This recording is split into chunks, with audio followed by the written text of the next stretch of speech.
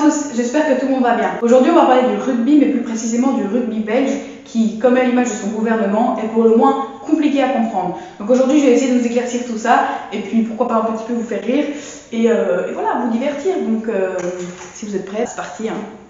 Alors le rugby, qu'est-ce que c'est et d'où ça vient? Le rugby est un sport de combat collectif qui nous vient tout droit d'Angleterre. On comprend que ce sport a diverses influences, mais en 1823, une anecdote sort du lot. Lors d'un match de foot au collège de rugby, une ville en Angleterre, un des élèves, William Webb Ellis, décide de prendre la balle de foot en main pour courir et aller marquer comme ça. Plus tard, le directeur de cette école, Thomas Arnold, décide de promouvoir cette forme de football-là dans son école. C'est donc plus tard que cette forme de football s'est répandue en Angleterre en dehors de cette école et que des clubs ont été formés. Les élèves de rugby, étudiants dans les années 1860 à Cambridge, ont décidé de codifier ces règles pour officialiser le jeu. En 1871, la première fédération de rugby est créée simplement pour différencier le rugby du football, d'où le nom RFU en Angleterre, Rugby Football Union, si vous vous posez la question. Donc, ils établissent des règles et le sport devient un sport national en Angleterre, comme on l'appelle aujourd'hui, et dans ses colonies, c'est-à-dire la Nouvelle-Zélande, l'Australie et une partie de l'Afrique du Sud. Voilà, et quand on voit le parcours de l'Angleterre à la Coupe du Monde 2019 au Japon, on peut dire que c'est un peu de leur faute, quoi. Voilà. En 1877, une adaptation des règles a lieu. On passe de 20 joueurs à 15 joueurs sur le terrain. On passe également d'un ballon rond à un ballon ovale, puisque la passe à la main est introduite dans le jeu.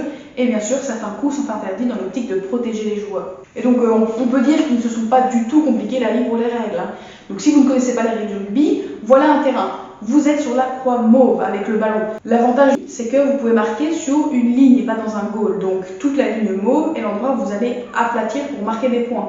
Vous ne pouvez faire des passes que derrière la ligne d'enjeu marquée par le ballon, donc la ligne en jaune pointillée. Et vous avez également la possibilité de taper au pied. Mais le petit hic, c'est que si vous tapez au pied, comme au football, la personne à qui est adressé votre coup de pied ne peut pas démarrer devant le ballon. Il doit impérativement démarrer derrière la ligne d'enjeu et la franchir pour éventuellement gagner le contest et récupérer le ballon. Voilà, vous avez 4 heures. Et en 1886 est créé l'IRB, qu'on connaît aujourd'hui sous le nom de World Rugby, qui change de nom en 2014. Alors l'IRB, pourquoi est-ce qu'elle a été créée? Simplement pour veiller au respect des règles du rugby et à la protection des joueurs. Mais le rugby belge dans tout ça. Dans les années 1919, le rugby arrive en Belgique, d'une influence britannique et française.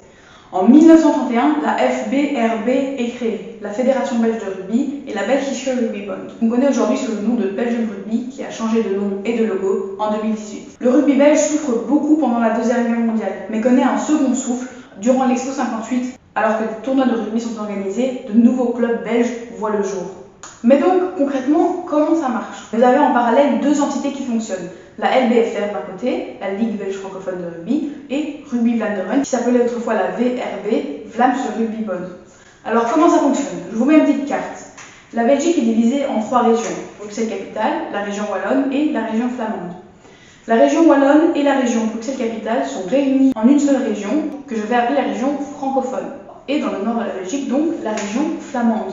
Si, en tant que joueur, vous êtes affilié à un club qui géographiquement se situe dans la région flamande, vous serez donc affilié et assuré par Rugby Vlaanderen. Inversement, si votre club se trouve dans la région de Bruxelles-Capitale ou dans la région wallonne, vous serez donc affilié à votre club qui est donc assuré par la Ligue belge francophone de rugby. Mais donc concrètement, Belgian Rugby, qu'est-ce que c'est? À quoi ça sert? En Belgique, vous avez deux compétitions. On a la compétition nationale et la compétition régionale.